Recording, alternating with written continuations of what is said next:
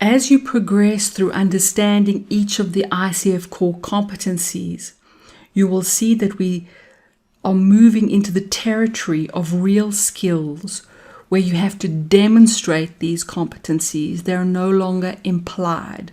So you'll notice that for this particular competency, co-creating the relationship, specifically competency 4, cultivates trust and safety, most of these definitions need to be proved in our coaching in order to be credentialed or assessed at professional and master levels. The definition of this competency is partners with the client to create a safe, supportive environment that allows the client to share freely, maintains a relationship of mutual respect and trust. So let's unpack each of these, and I'm going to again offer you some suggested skills, methods, and insights to not only enhance this competency, but to also support and strengthen all of the others. Number 1, seeks to understand the client within their context, which may include their identity, environment, experiences, values, and beliefs. So first is understanding these things. Second is demonstrating respect for similar things,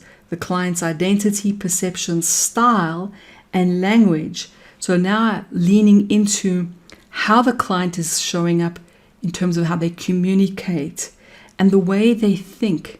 Are they visual in their perceptual model, or are they more auditory or kinesthetic? Do they speak in terms of, yes, I see that, I hear you, or I feel you? Those are all clues indicating what kind of perceptual model our client is showing up with.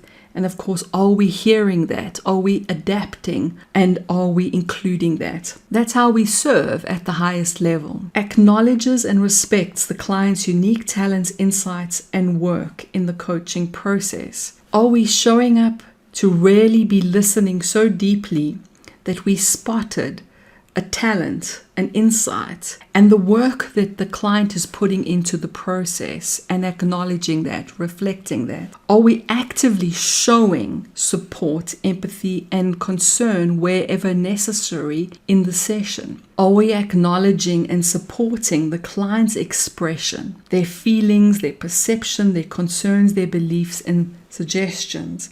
And really making space for that. One of the ways we know that we are perhaps not fulfilling on these competencies if we have done more of the talking than our clients. And finally, this one is implied. Demonstrates openness and transparency as a way to display vulnerability and build trust with the client. So you don't always have to prove that in an obvious way.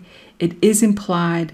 It would just be a red flag if you contradicted that or had counter evidence against that, contra evidence. So let's look at some of the skills that really supports this particular competency as well as all the others. You may have heard me teach that there are 3 critical skill sets, I feel, that when woven together make up the skills, the communication, the listening skills that take a natural coach to master coaching levels. And they are rapport or trust building skills, questioning skills, and coach position skills. Each of those skill sets have various techniques and methods that builds up that skill set.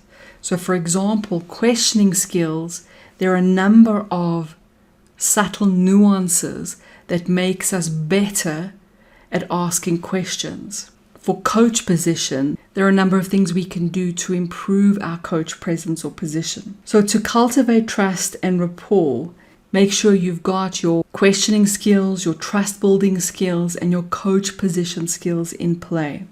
Here's a little clue that really will support this competency. There's a difference between caring and carrying. There I go with alliteration again, I know. We want to show we care, but we don't want to go so far that we're carrying our clients. Make sense? We're seeing them as equal. We're honoring the partnership. We're not going into caretaker or parent mode. So clearly distinguish the two, and that will help. When we notice strengths, skills, and insights it's really helpful to acknowledge this, particularly near the end of a session where you're wrapping up a session. I find that this can be the cherry on top of a beautiful session. We want to use our backtracking skills as a rapport builder, but also to connect it into our questioning skills. So backtracking is not back chatting. It's using your client's words. It's different to summarizing. It's different to paraphrasing. It's about identifying those words that have stood out, emphasized by the client, or that are important because they're a part of the aha moment, the solution, etc. And we want to clarify occasionally if we've understood, is that correct? But please don't make the mistake of that old-fashioned reflective listening habit where you start every sentence with, so if I understand you correctly, or so if I hear you. You want to really only do that when it's necessary, perhaps once or twice in a whole session. Don't make it a mechanical habit. You want to make sure that you include engaged, warm, focused space and silence. You hold space for a client and you keep quiet after you've asked them a question or dropped something into the space, a comment or a feedback, so that they can do their best thinking. Don't we do our best thinking when we're staring into space, when it's quiet? It's hard to think with clutter. This is why I always tell my students, eye contact is important, but so is breaking eye contact. Because if I'm staring intensely into your eyeballs, right, and ask you a question, it's quite hard to think. I need to break eye contact for you to ponder and to put your attention in space and to use silence.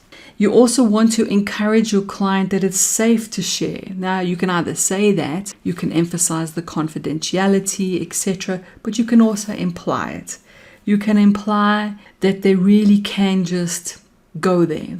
Now, the way we ask questions, if we ask questions in a harsh way, clients are going to shut down and they're not going to share. They're going to feel like every answer is being signed in blood or carved in stone, yes? But if we're asking questions with softening, with openness, with genuine curiosity and interest, your client's going to start feeling it's okay, I can go there.